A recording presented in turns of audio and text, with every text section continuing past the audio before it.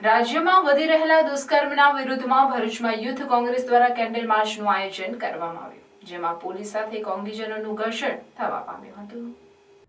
રાજ્યમાં વધી રહેલી દુષ્કર્મની ઘટનાના વિરોધમાં ભરૂચ જિલ્લા યુથ કોંગ્રેસ દ્વારા કેન્ડલ માર્ચનું આયોજન કરવામાં આવ્યું હતું। યુથ કોંગ્રેસના આગેવાનો અને કાર્યકરો પાંચબત્ત વિસ્તારમાં એકત્રિત થયા હતા અને મીણબત્તી પ્રગટાવી વિરોધ પ્રદર્શન કર્યું હતું। આગેવાનો દ્વારા ભાજપ સરકાર વિરુદ્ધમાં સૂત્રોચ્ચાર કરવામાં આવ્યા હતા।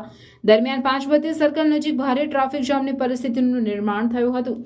પોલીસે યુથ કોંગ્રેસના આગેવાનો અને કાર્યકરોને અટકાવતા ઘર્ષણના દ્રશ્યો પણ સર્જાયા હતા। જોકે પોલીસે કોંગ્રેસના આગેવાનોને અટકાયત કરી બાદમાં મુક્ત કર્યા હતા। આ અંગે કોંગ્રેસના આગેવાનોએ જણાવ્યું હતું કે રાજ્યમાં દુષ્કર્મની ઘટનામાં સંડોવાયેલા આરોપીઓ સામે ઝડપી કેસ ચલાવી તેઓને ફાંસીની સજા કરવામાં આવે એવી માંગ કરવામાં આવી છે।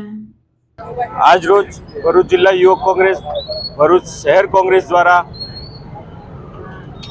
કેન્ડલ માર્ચ કરવામાં આવી છે। ગુજરાત હોય કે હિન્દુસ્તાન હોય, અવારનવાર થતા બલાત્કાર સાથે હત્યા ગુજરાતમાં વખોડી નાખે એવી પરિસ્થિતિ હાલમાં થઈ છે।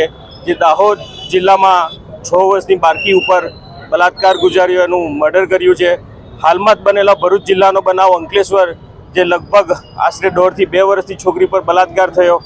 ખબર નહીં આ સરકાર શું કરાવવા માંગી રહેલી છે, અને ખુલ્લેઆમ ભાજપ એના અંદર જેટલા બી બલાત્કારીઓ પકડાય છે એ બધા ભાજપના જ છે।